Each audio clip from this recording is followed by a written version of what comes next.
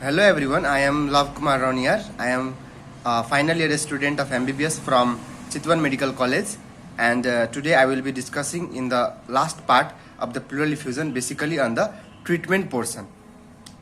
So in treatment portion of the pleural effusion, it is actually part second. In first part we have already discussed about all aspects of pleural effusion. In this part we will basically talk about only the treatment. So in treatment, first of all you have to in pleural effusion there is a fluid in the pleural space. So pleural space ma ke huncha ta fluid huncha. So the first thing is to remove the pleural fluid. So first kura ke huncha, remove the, so treatment में के हुन्छ त remove the pleural fluid, and basically अब pleural fluid मा usually the जुन process बाट यो pleural fluid remove गरिन्छ, this process is known as thoracocentesis. ठीक छ? This process is known as thoracocentesis, in which we inject a needle in the actually 6th, 7th or 8th intercostal space. 6th, 7th or 8th intercostal space मा हामी के गर्छौं, र needle insert गर्छौं, र needle insert गरिसकेपछि त्यहाँबाट के हुन्छ त हामी फ्लुइडलाई एस्पिरेट गर्छौं. ठीक छ? सो यो कन्डिसनलाई हामी बेसिकली चाहिँ थोराकोसेन्टेसिस भन्छौं. युजुअली जुन थोराकोसेन्टेसिस छ त्यो चाहिँ गरिन्छ, र यो प्रोसेसमा चाहिँ हामीले के गर्छौं कि यो 6 to 8 इन्टरकोस्टल स्पेसमा हामी चाहिँ इन्जेक्ट गर्छौं, र इन्जेक्ट गरिसकेपछि basically we will aspirate the fluid. So यहाँ यसरी इन्जेक्सन यसरी हालिन्छ हैन.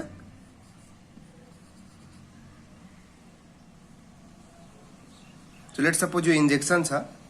सो यो इन्जेक्सनले के गर्यो त यहाँ चाहिँ फ्लुइडहरु एस्पिरेट गरिन्छ, र एस्पिरेट गरेर निकालिन्छ.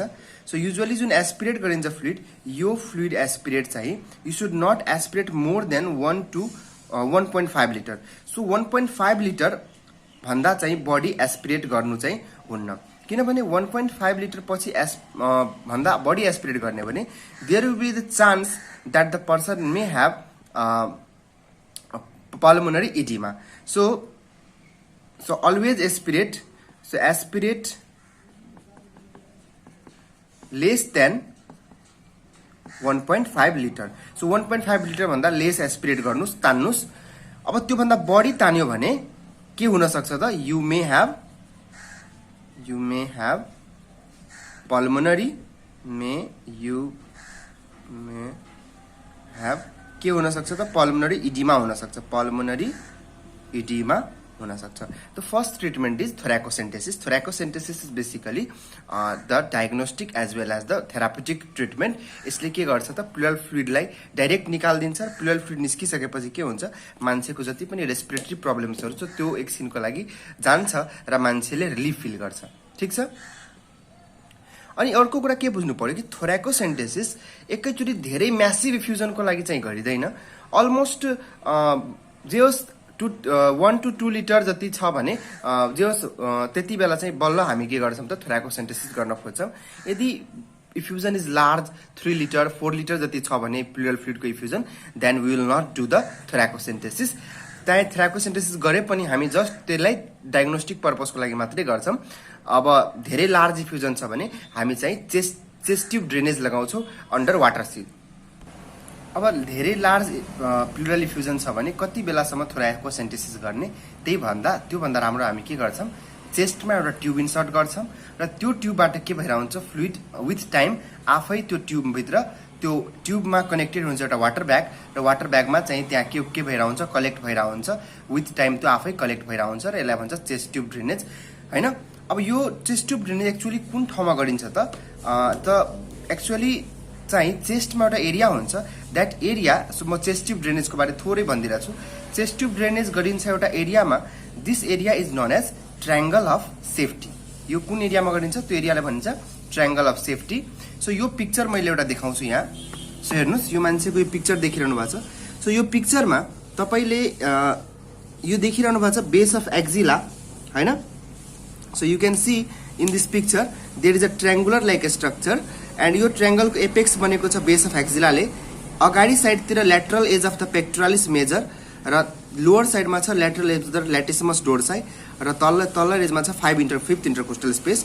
यति भएर यति बाउन्ड्रीले एउटा ट्रायंगल जस्तो बनायो, नट अ कम्प्लिट ट्रायंगल तर ट्रायंगल जस्तो बनायो। This triangle is known as triangle of safety. र यही ट्रायंगल अफ सेफ्टी को बीचतिर के गर्छौं हामी, यसकै बीचमा हामी चाहिँ चेस्ट ट्युबलाई इन्सर्ट गर्छौं र चेस्ट ट्युबलाई इन्सर्ट गरेर त्यसलाई एउटा वाटर ब्यागमा चाहिँ हामी राख्दिन्छौं। र in this picture you can see there is a chest tube drainage. हेर्नु त धेरै फ्लुइड धेरै छ, त्यही भएर हामीले के गर्यौं, डाक्टरले चेस्ट ट्युब लगायो हैन। यो चेस्ट ट्युब भनेको ट्रायंगल अफ सेफ्टीबाटै इन्सर्ट गरेर लगाएको छ र हेर्नु त यो ड्रेनेजमा ड्रेनेज हुन्छ, ठीक छ। So this is actually chest tube drainage. So massive pleural effusion छ, धेरै प्लुरल इफ्युजन छ भने बेस्ट हुन्छ कि चेस्ट ट्युब ड्रेनेज लाऊ। त्यसबाट के हुन्छ, प्लुरल फ्लुइडहरू विथ टाइम स्लोली गरेर त्यो ड्रेनेज कन्टेनरमा और त्यो वाटर ब्यागमा चाहिँ आइरा हुन्छ। सो इनिशियल ट्रिटमेन्ट जहिले पनि भनेको के हो त, मान्छेको प्लुरल फ्लुइडलाई रिमुभ गर्ने। सो प्लुरल फ्लुइड रिमुभ गर्ने टेक्निक छ दुईटा, थोराकोसेन्टेसिस और you have the chest tube drainage. Mild pleural effusion छ, 1 to 2 लिटरसम्म फ्लुइड छ भने बेटर हुन्छ डु थोराकोसेन्टेसिस हैन। तर धेरै म्यासिभ इफ्युजन छ भने बेटर हुन्छ चेस्ट ट्युब ड्रेनेज। यसबाट स्लोली फ्लुइडहरू आउँछ र यो बेसिकली गरिन्छ ट्रायंगल अफ सेफ्टीमा, ठीक छ। अब कसै मान्छेमा रिपिटेड प्लुरल इफ्युजन भइराछ भने basically what we will do pleurodesis. So pleurodesis गरिन्छ। प्लुरोडोसिस भनेको के हो कि लेट सपोज यो लङ छ भने र यो प्लुरा छ भने अब हाम्रो रिपिटेड प्लुरल इफ्युजन भइराछ भने हामी के गर्न खोज्छौं कि प्लुरल स्पेसलाई ब्लक गर्न खोज्छौं। यो भनेको के हो कि we will insert a chemical in the pleural space. Pleural स्पेसमा केही केमिकल केही मेडिसिन्सहरू इन्सर्ट गरिदिन्छौं, जुन मेडिसिन्सहरूले के गरिदिन्छ, यो पुरै प्लुरल क्याभिटीलाई स्क्यारिङ गरिदिन्छ। के गरिदिन्छ त pleural. So we insert some medicine in the, so we insert either some chemicals. So कस्तो केमिकल त, जस्तो talc, we will insert some antibiotics like tetracycline, talc हैन। एन्ड यो गरिसकेपछि के गर्छौं त, योहरू हालिसकेपछि यो भित्रमा प्लुरल क्याभिटीमा then the pleural cavity totally के हुन्छ, ब्लक हुन्छ र प्लुरल क्याभिटीको ब्लक भइसकेपछि त्यहाँ हुन्छ के हुन्छ, प्लुरल स्क्यारिङ हुन्छ। के हुन्छ, देयर विल बी प्लुरल स्क्यारिङ। त्यो प्लुरामा स्कार फर्मेसन हुन्छ र प्लुरल स्पेसै अब रहँदैन, प्लुरल स्पेस ब्लक भयो र अब प्लुरल स्पेसै नरहे त प्लुरल इफ्युजन कहाँबाट हुन्छ। सो त्यही भएर चाहिँ प्लुरल इफ्युजन हुँदैन। सो हामी चाहिँ यो पनि एउटा गर्न सक्छौं यदि रिपिटेड प्लुरल इफ्युजन छ भने। अब कुनै मान्छेलाई के भइराछ त, निमोनियाको कारणले गर्दाखेरि लेट सपोज कि यो एरियामा चाहिँ मानौ कि लोबार निमोनिया छ र निमोनिया कारणले गर्दाखेरि के भइराछ त, या प्लुरल फ्लुइडमा चाहिँ प्लुरल स्पेसमा चाहिँ पस आएर बसेछ। यो पनि भनेको त प्लुरल इफ्युजन नै भयो। This is known as specially this pleural effusion known as pyothorax. र यस्तो केसहरुमा चाहिँ के गरिन्छ त, अब धेरै पायोथोरेक्स भइसकेपछि त्यति बेला हामी चाहिँ यति पार्टलाई नै काटेर फाल्न खोज्छौं ताकि यो पार्टै रहदैन र पसै आउँदैन। सो न्युमोनिया एसोसिएटेड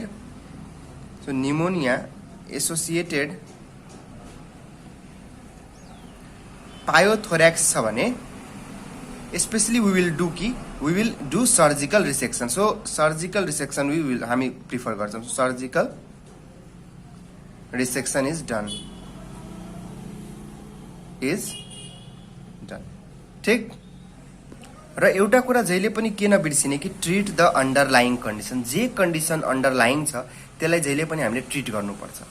अब यसलाई म अब मेन 2-4 5 दिन क छ म त्यसको बारे अलिक डिस्कस गर्छु।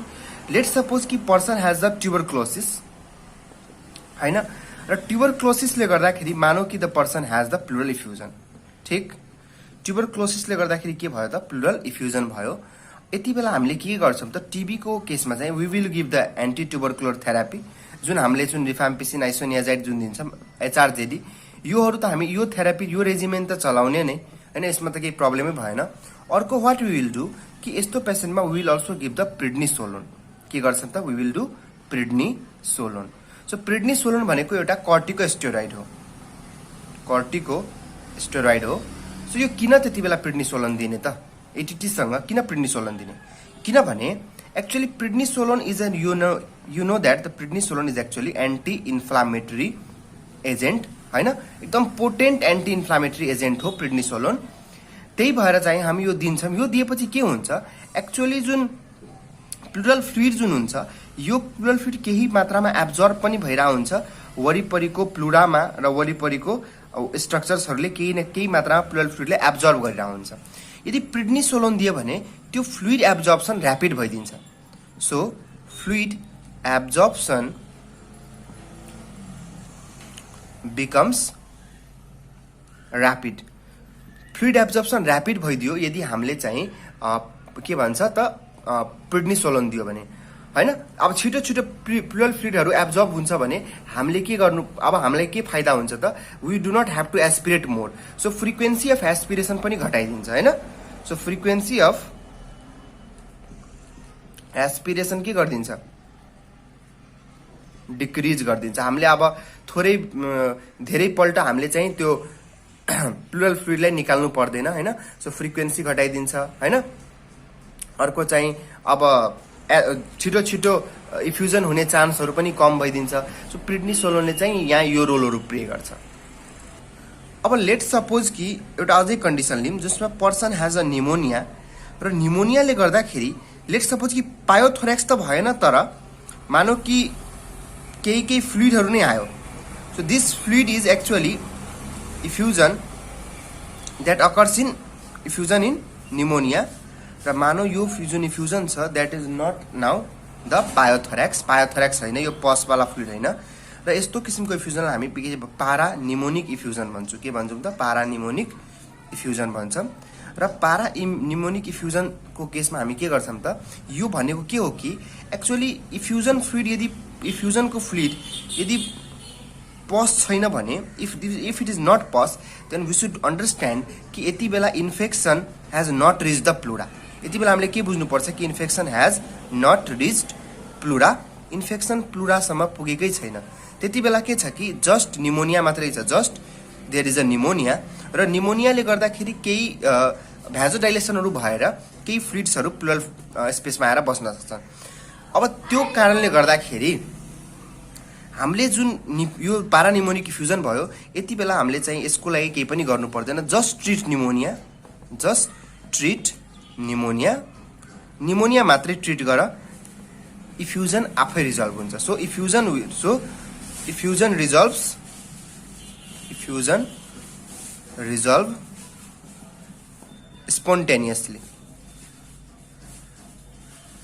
सो निमोनियालाई मात्रै ट्रिट गर इफ्युजन आफै चाहिँ रिजल्भ हुन्छ ठीक छ र एउटा मैले अघि कुरा भन्न बिर्सेथे कि प्रेडनिसोलोनको जुन एडीटी मा जुन प्रेडनिसोलोन दिन्छ नि यसको डोज भनेको एक्चुअली 40 mg हुन्छ जुन कि 2 वीक्स को लागि दिइन्छ ठीक छ एउटा कुरा के याद राख्नुस् कि मेडिसिनमा हामीले चाहिँ डोज पनि चाहिरा हुन्छ अब लेट्स सपोज कि समवन हैज द मैलिग्नेन्सी कुनै किसिमको क्यान्सर छ लङमा र त्यो मैलिग्नेन्सीले गर्दाखेरि लेट्स सपोज कि यहाँ चाहिँ मैलिग्नेन्सी छ र यो मैलिग्नेन्सीले गर्दाखेरि देयर इज अ प्लुरल इफ्युजन यहाँ के भइसक्यो त प्लुरल इफ्युजन भयो यस्तो केसमा के हुन्छ त बेसिकली इफ्युजन जुन हुन्छ त्यो अलिक म्यासिभ इफ्युजन हुन्छ के हुन्छ त इफ्युजन म्यासिभ हुन्छ र म्यासिभ इफ्युजनको लागि हामीले के गर्छौं त भनेको थियौं हामीले चेस्ट ट्युब ड्रेनेज गर्छौं के गर्छौं चेस्ट ट्युब ड्रेनेज गर्छौं र अर्को पोइन्ट के बुझ्नु पर्यो कि युजुअली चाहिँ यस्तो केसहरुमा चाहिँ जुन इफ्युजन हुन्छ त्यो एक्चुअली पछि रिपिट भइरा हुन्छ के मतलब एकचोटी इफ्युजनलाई हामी हटाइदिए रिमुभ गर्यौं पछि फेरि फ्लुइड आउन सक्छ अन्टिल हामीले मैलिग्नेन्सीलाई ट्रिट गर्दैनौं त त्यस्तो केसमा हामीले चाहिँ यहाँ के गर्नु राम्रो हुन्छ त प्लुरोडोसिस गर्नु राम्रो हुन्छ त्यो चेस्ट ट्युब लगाउने र प्लुरोडोसिस गर्दिने प्लुरोडोसिस के हो त्यो त मैले भनिसकेको छु त्यो चेस्ट ट्युब लगाएर पहिला केही दिनसम्म पूरा फ्लुइड रिमुभ गर्दिने सो फ्लुइडहरुको टोटल रिमुभल गर्ने र फ्लुइड रिमुभल गरिसकेपछि हामीले के गर्छौं त्यसपछि हामीले प्लुरोडोसिस गरिदिन्छौं जहाँ चाहिँ हामीले बेसिकली प्लुरल स्क्यारिङ गरिदिन्छौं